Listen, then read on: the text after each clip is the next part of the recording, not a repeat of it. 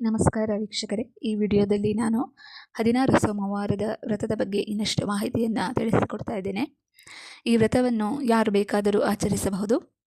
ಚಾತುರ್ಮಾಸದ 4 ತಿಂಗಳುಗಳು ತುಂಬ ಪ್ರಶಸ್ತವಾದದ್ದು. ಸಾಧ್ಯವಾಗದೇ ಇದ್ದರೆ ಯಾವಾಗ ಬೇಕಾದರೂ ಈ ವ್ರತವನ್ನು ಆಚರಿಸಬಹುದು. ವ್ರತ ಆಚರಿಸುವವರು ಕೆಲವು ನಿಯಮಗಳನ್ನು ಪಾಲಿಸಬೇಕಾಗುತ್ತದೆ. ಮಾಂಸಭಕ್ಷಣೆ, ಮದ್ಯಪಾನ, ಧೂಮಪಾನಗಳನ್ನು ಮಾಡಬಾರದು. ದಾಂಪತ್ಯ ಸುಖವನ್ನು ಇಚ್ಛಿಸಬಾರದು. ಕೆಟ್ಟ ಮಾತುಗಳನ್ನು ಆಡಬಾರದು. ತ್ರಿಕರಣಗಳಿಂದ ಶುದ್ಧವಾಗಿರಬೇಕು. ಮನಸ್ಸು, ಮಾತು ಹಾಗೂ ಶರೀರದಿಂದ ಶುದ್ಧವಾಗಿರಬೇಕು. ಸೋಮವಾರದ ಮುಂಜಾನೆ ಸ್ನಾನ ಮಾಡಿ ಹುತ್ತದ ಮಣ್ಣಿನಿಂದ ಶಿವಲಿಂಗವನ್ನು ನಿರ್ಮಿಸಬೇಕು. ಪ್ರಸಾದಕ್ಕೆಂದು ಗೋಧಿ ಹಿಟ್ಟು ತುಪ್ಪದಲ್ಲಿ ಹುರಿದು ಬೆಲ್ಲ ಸೇರಿಸಿ ಉಂಡೆ ಮಾಡಿಟ್ಟುಕೊಳ್ಳಬೇಕು. ಶಿವನನ್ನು ಸ್ತುತಿಸಬಹುದು. ಶಿವ ಪಂಚಾಕ್ಷರವನ್ನು ಸ್ತುತಿಸಬಹುದು.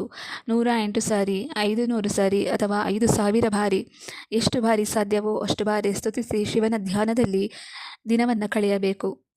ದಿನವಿಡೀ ಉಪವಾಸ ಮಾಡಿ ಸೂರ್ಯಾಸ್ತದ ಸಮಯಕ್ಕೆ ಸ್ನಾನ ಮಾಡಿ ಶಿವಲಿಂಗವನ್ನು ಪೂಜಾ ಸಾಮಗ್ರಿಗಳಿಂದ, ಪಂಚಾಮೃತ ಅಭಿಷೇಕದಿಂದ, ಷೋಡಶೋಪಚಾರಗಳಿಂದ ಪೂಜಿಸಬೇಕು. ಬಯಕೆಯನ್ನು ಪೂರೈಸಲು ಪ್ರಾರ್ಥಿಸಿ ಅರ್ಘ್ಯವನ್ನು ಕೊಡಬಹುದು. ಪೂಜೆ ಮುಗಿದ ನಂತರ ಪ್ರಸಾದವನ್ನು 3 ಭಾಗ ಮಾಡಿ 1 ಭಾಗ ಆಕಳಿಗೆ, ಇನ್ನೊಂದು ಭಾಗ ಶಿವಭಕ್ತರಿಗೆ, 3ನೇ ಭಾಗವನ್ನು ವ್ರತಿಯು ಕುಟುಂಬದವರೊಂದಿಗೆ ಭುಂಜಿಸಬಹುದು.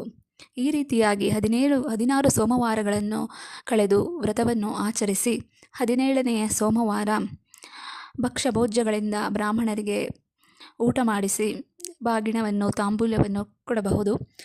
ನಂತರ ಶಿವಲಿಂಗವನ್ನು ಹರಿಯುವ ನದಿ, ಕೆರೆ, ಬಾವಿಗಳಲ್ಲಿ ವಿಸರ್ಜಿಸಬಹುದು.